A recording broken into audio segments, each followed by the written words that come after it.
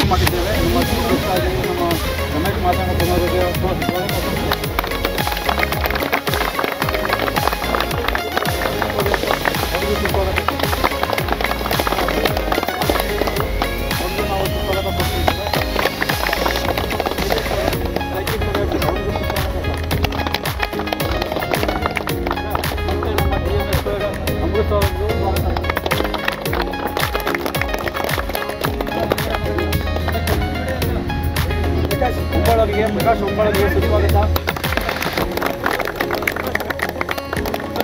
ನಾವು ಈಗ ಮ್ಯಾಚ್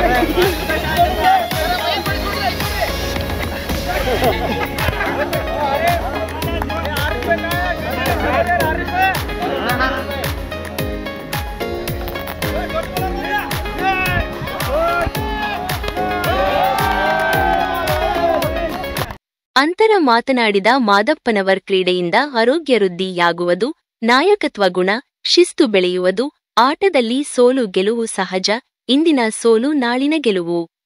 ಕ್ರೀಡಾಕೂಟದಲ್ಲಿ ಸೋತಾಗ ನಿರಾಶರಾಗದೆ ಮುಂದಿನ ಬಾರಿ ಅವಕಾಶ ಸಿಕ್ಕಾಗ ದೃಢ ಸಂಕಲ್ಪ ಮಾಡಿ ಛಲದಿಂದ ಅಭ್ಯಾಸ ಮಾಡಬೇಕು ಎಂದು ಸ್ಪರ್ಧಾರ್ಥಿಗಳನ್ನು ಆಟಕ್ಕೆ ಹುರಿದುಂಬಿಸಿದರು. ಮೊಟ್ಟ ಮೊದಲು ಎಲ್ಲ 10 ಟೀಮ್ಗಳಿಗೂ ಎಲ್ಲ ಮ್ಯಾನೇಜ್ಮೆಂಟ್ ವತಿಯಿಂದ ಒಮ್ಮೆ ಜೋರಾಗಿ ಚಪ್ಪಾಳೆ ತಟ್ಟುವ ಅಂತ ಸಂದರ್ಭ ಹೇಳ್ತಾ ಇದ್ದೇವೆ.